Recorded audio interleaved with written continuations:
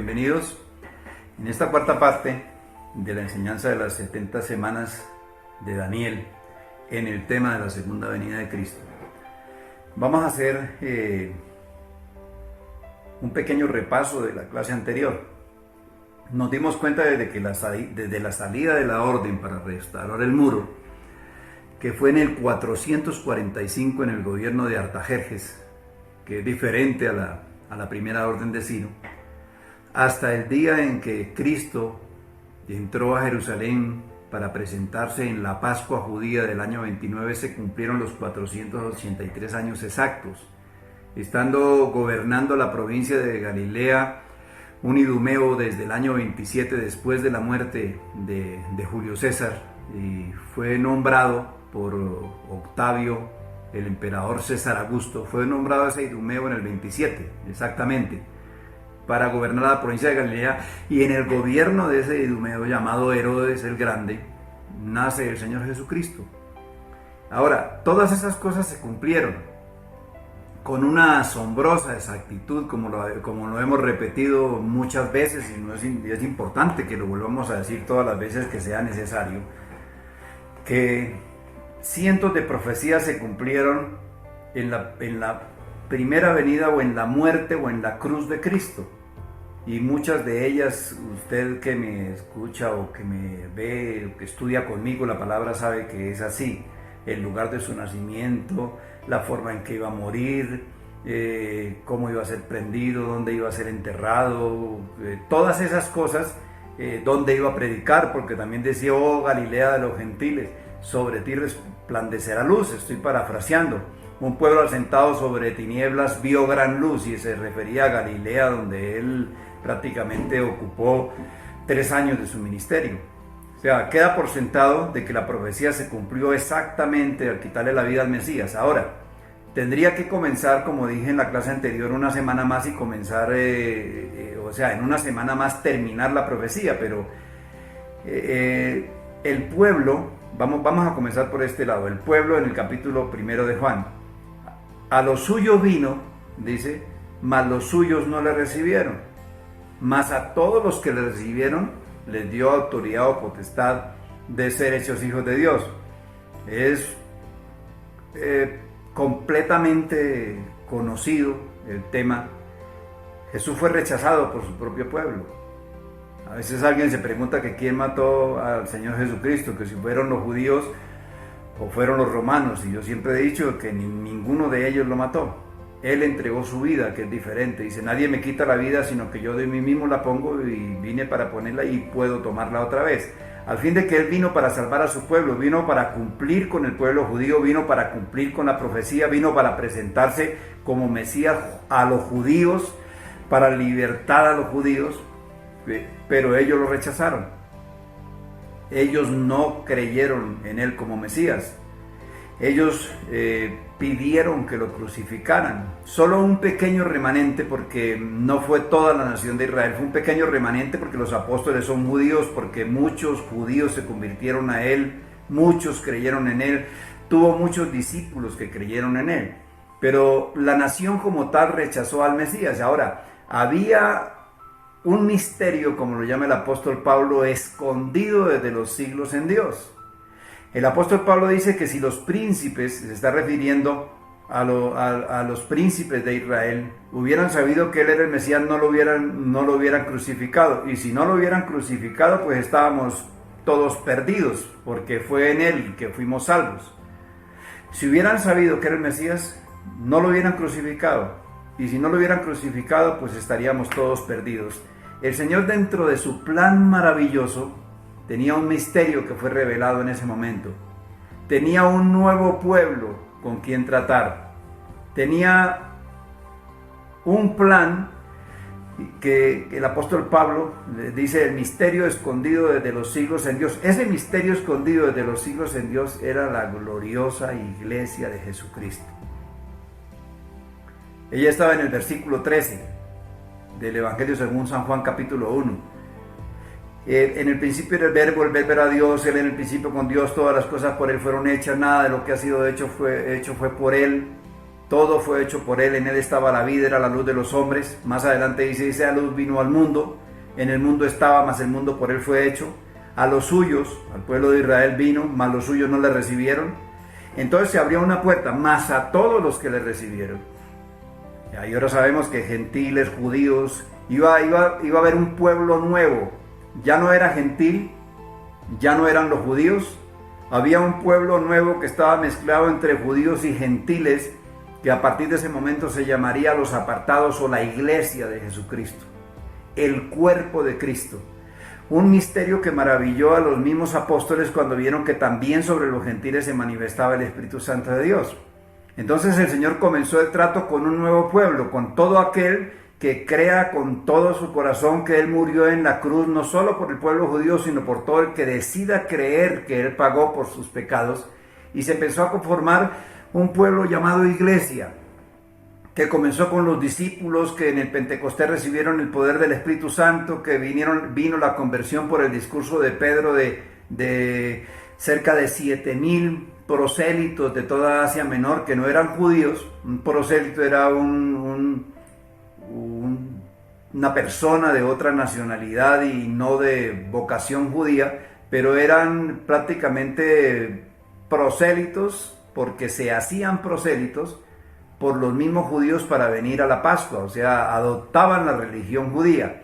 Ellos vinieron el día de Pentecostés a celebrar y fueron prendidos por el mensaje de Pedro. Se empezaron a conformar las iglesias, se conformó la iglesia primitiva de los apóstoles después de la partida del Señor, y en el primer siglo, con los 3 viajes misioneros de Pablo, se quedaron todas las iglesias de las que habla el libro de los Hechos de los Apóstoles, los Corintios, los Efesios, Tesalonicenses, Colosenses.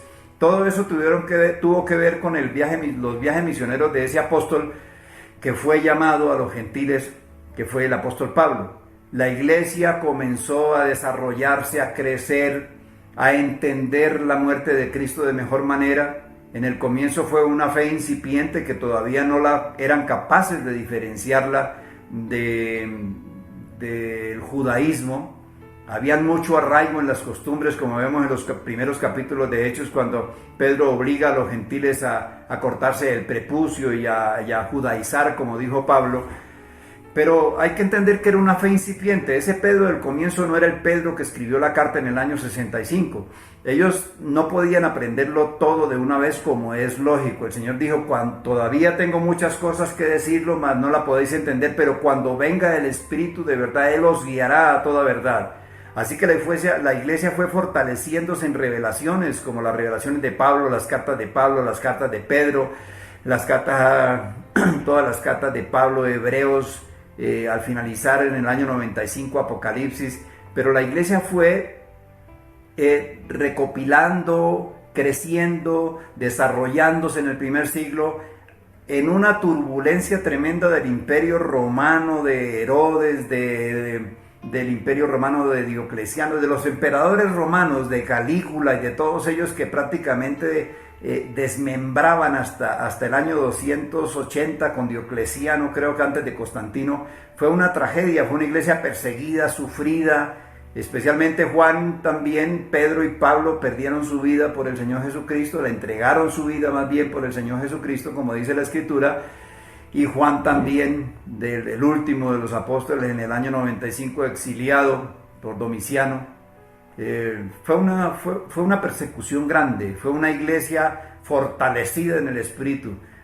Las bases de la iglesia se sentaron con los 12 apóstoles y después con las iglesias en toda Asia, y se fue extendiendo, como el Señor dijo antes de su partida: toda potestad me es dada en el cielo y en la tierra. Por tanto, id y haced discípulos a todas las naciones, y a todo el que creyere, sin importar de qué raza, de qué religión, de qué etnia eran, a todo el que creyere por la predicación del Evangelio, bautícelo en el nombre del Padre, del Hijo y del Espíritu Santo. Y empezó a desarrollarse toda la historia de la iglesia, tema que manejaremos más adelante, porque el tema que estamos manejando en este momento es las 70 semanas de Daniel. Esa época de la iglesia ha durado hasta el día de hoy 2020 años. Y la 70ª semana de Daniel todavía no ha comenzado. Porque entre las 69 semanas que se cumplieron con la muerte del Mesías, ha sucedido algo que nadie lo esperaba. El apóstol Pablo lo llama un misterio escondido desde los siglos en Dios. Creo que es el apóstol Pedro que dice que se asombró de ver que aún en los gentiles como el centurión romano se manifestaba el Espíritu de Dios, porque no creían que el Mesías era únicamente para la nación de Israel, y ellos no aceptaron al Mesías sufriente, sino al Mesías reinante. El Mesías sufriente se convirtió en una piedra de tropiezo para ellos. Pero había algo maravilloso, mi estimado hermano, en todo esto. Había un tiempo para los gentiles. Había un tiempo de redención para usted y para mí. Había un tiempo de redención para aquellos que no habían sido tomados en cuenta. Había un tiempo de perdón de pecados, de expiación, de gloria para todo el que quisiera creer que Jesucristo era el Hijo de Dios y que en esa cruz iba a perdonar nuestros pecados.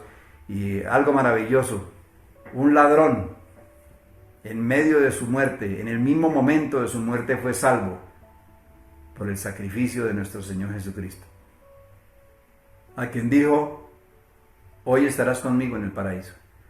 La historia de la iglesia es maravillosa, mi estimado hermano. Llevamos 2020 años, más de 2 siglos, que Cristo murió en la cruz, o cercano a los 2 siglos según las cuentas que vamos a hacer en este estudio, pero llevamos 2 siglos desde que Cristo murió en la cruz. Y la iglesia ha sufrido de muchos males, pero de muchos males. A alguien le dije una vez, me dijo alguien en una oportunidad, Fernando, la iglesia siempre ha sufrido de males. Y recuerdo que le dije: sí, es verdad, más o menos reconozco o conozco la historia de la iglesia primitiva y de la iglesia del medioevo y de la época de la Reforma y del protestantismo y todo lo que ha sucedido en la iglesia hasta estos días. Y siempre verdaderamente han tenido problemas también, como lo tuvo el pueblo de Israel. No podemos criticar al pueblo de Israel porque la iglesia, el comportamiento de la iglesia visible, tenemos que hacer claridad de eso.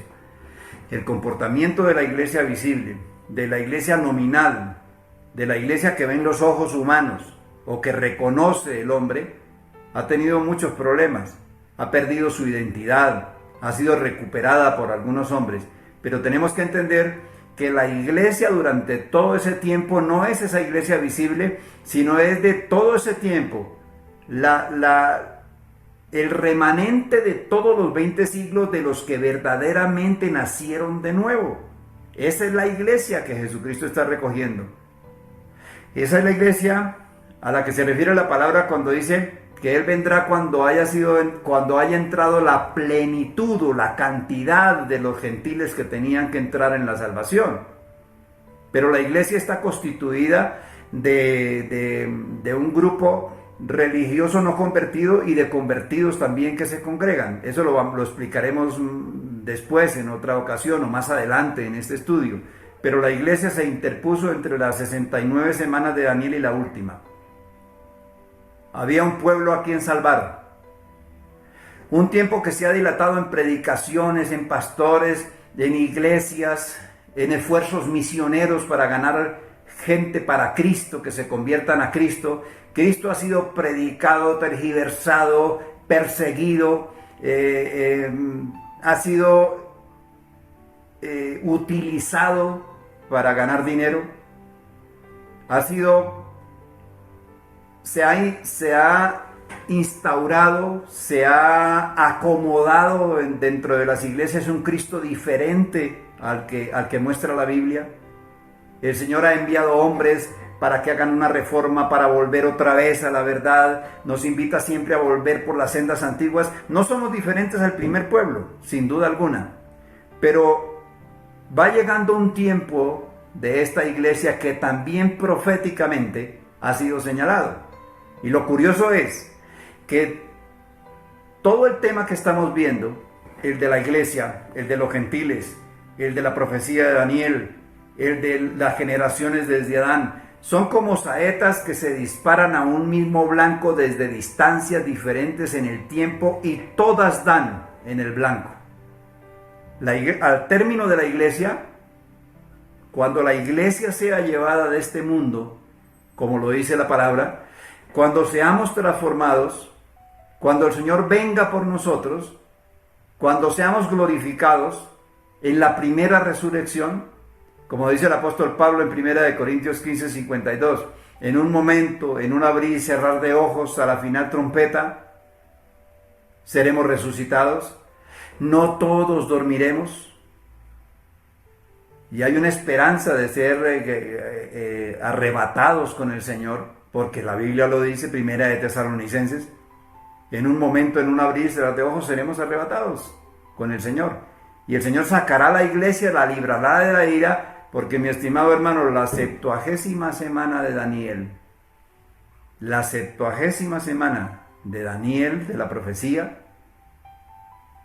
donde dice que se va a coronar al Hijo de Dios, donde se suprimirá el pecado, donde se exterminará o caerá la justicia divina sobre Satanás y sobre todos los habitantes de este mundo.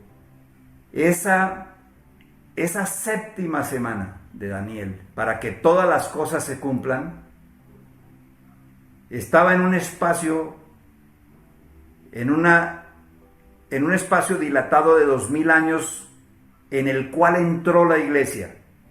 Pero la iglesia, al partir, la iglesia de este mundo, como está escrito en la palabra, comenzará nuevamente el trato de Dios para terminar la profecía de Daniel con la 70ª semana de Daniel. La 70ª semana de Daniel, al estudiar la profecía notamos que era de carácter israelita, porque él le dice, 70 semanas están determinadas sobre tu pueblo y sobre tu santa ciudad. ¿Para qué? Para terminar la prevaricación, el pecado y ungir al santo de los santos. Pues al santo de los santos que iban a ungir, o que la profecía decía que ungía, en la 69 semana fue muerto, pero resucitó al tercer día.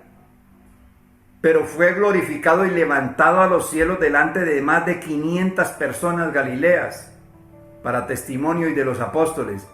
Y en el cielo fue coronado como Rey y Señor de todo lo que existe, porque para Él fue hecho, por Él y para Él fue hecho. Así que todas esas cosas ya terminaron. Hay un espacio de salvación en Cristo Jesús. Hay una época de la gracia que es un favor inmerecido.